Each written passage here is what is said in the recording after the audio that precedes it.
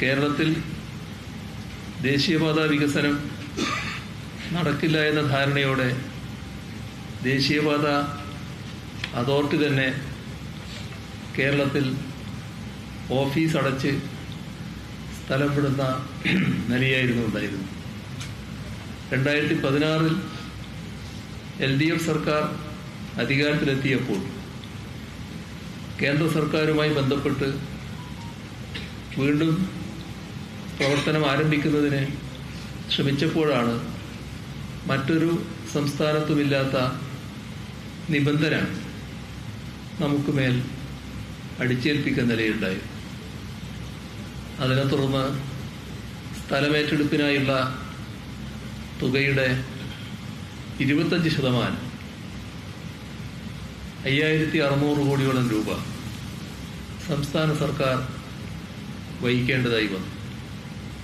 ആ പ്രതിസന്ധികളെല്ലാം മറികടന്ന് ജനങ്ങൾക്ക് ന്യായമായ നഷ്ടപരിഹാരവും പുനരധിവാസവും ഉറപ്പുവരുത്തി സ്ഥലമേറ്റെടുക്കാനും കേരളത്തിൻ്റെ ദീർഘകാല സ്വപ്നമായ ഹൈവേ വികസനം യാഥാർത്ഥ്യമാക്കാനും നമുക്ക് കഴിഞ്ഞു.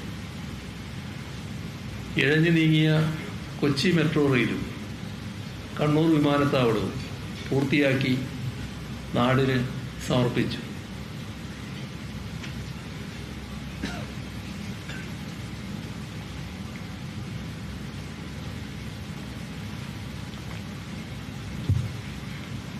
അസാധ്യമെന്ന് പലരും വെല്ലുവിളിച്ച UDF സർക്കാർ ഉപേക്ഷിച്ച ഗെയിൽ പൈപ്പ് ലൈൻ ജനങ്ങളുടെ ആശങ്കകളെല്ലാം ദൂരീകരിച്ച് ആ പദ്ധതിയും പൂർത്തീകരിച്ചു.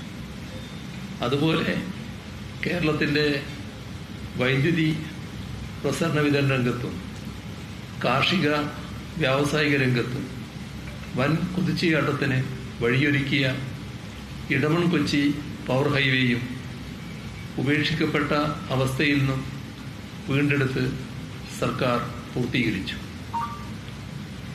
അന്താരാഷ്ട്ര ആയുർവേദ ഗവേഷണ കേന്ദ്രം, കൊച്ചി ബാംഗ്ലൂർ വ്യവസായ ഇടനാഴി, സിറ്റി ഗ്യാസ് വിതരണ പദ്ധതി, IT corridor, Puthuvype LPG terminal, മലയോര ഹൈവേ, കോസ്റ്റൽ ഹൈവേ, വയനാട് തുരങ്കപാത, K-ഫോൺ, കൊച്ചി വാട്ടർ മെട്രോ, പശ്ചിമതീര കനാൽ വികസന പദ്ധതി, Thiruvananthapuram outer ring road, digital science park, ഇങ്ങനെ കേരളത്തിൻ്റെ മുഖച്ഛായ മാറ്റുന്ന നിരവധി വൻ പദ്ധതികൾ, ചിലത് യാഥാർത്ഥ്യമായി, ചില നല്ല പുരോഗതിയിൽ പ്രവർത്തനങ്ങൾ നടക്കുന്നു.